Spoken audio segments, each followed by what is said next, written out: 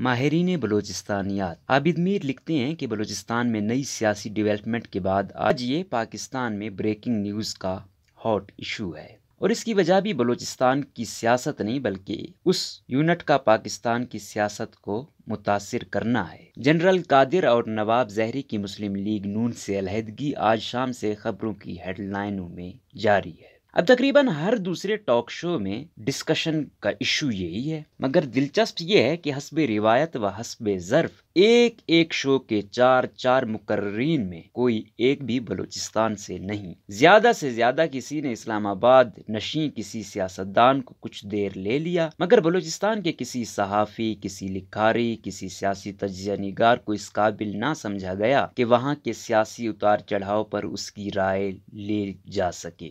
اب کم از کم یہ بہانہ نہیں ہونا چاہیے کہ بلوچستان سے کوئی سیاسی تبصرہ نگار نہیں ملتا۔ صرف کوئٹہ میں 100 سے زیادہ صحافی موجود ہیں، ان میں کم از کم درجن بھر سے زائد ایسے سینئر صحافی ہیں جنہوں نے 3 دہائیاں اس دشت میں گزار دیں۔ درجن بھر ٹی وی چینلز کے بیورو چیف کوئٹہ میں موجود ہیں۔ یہ سب وہاں کے سیاسی منظرنامے کو اسلام آباد میں بیٹھے ماہرین سے کم از کم بہتر سمجھتے ہیں۔ اسلام آباد نے ہم پر جعلی سیاستدان تھوپے، جعلی حکومتیں تھوپیں، جعلی سردار تھوپے، اب یہ جعلی ماہرین بلوچستانیات ہم پہ نہ تھوپیں۔ یہ دھرتی ابھی اتنی بانج نہیں ہوئی۔